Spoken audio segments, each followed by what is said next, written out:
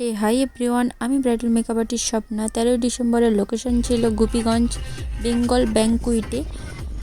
এখানে দুই সখী আমার সঙ্গে যাচ্ছিল আমাকে হেল্প করার জন্য।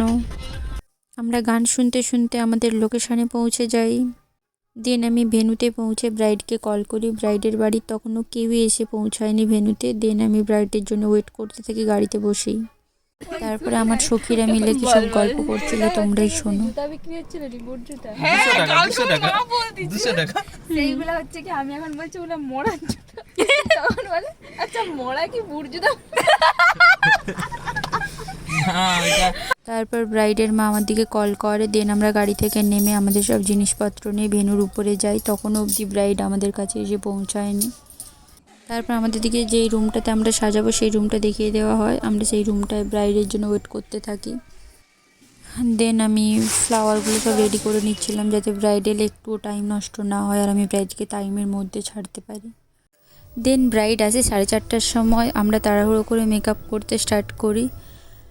আর কোনো ক্লিপই নেওয়া হয়নি ব্রাইডের, একদম ফুল লুক দেখো তোমরা। আর কেমন হয়েছে মেকআপটা অবশ্যই আমাকে কমেন্ট করে জানিও। দেন আমাদের আরও 4টে পার্টি মেকআপ ছিল, যার ক্লিপ আমি একদমই নিতে পারিনি। দুজনের ক্লিপ যা হোক মাক করে নেওয়া হয়েছিল, আমি সেই দুটোই অ্যাড করলাম। তোমরা জানিও কেমন হয়েছে।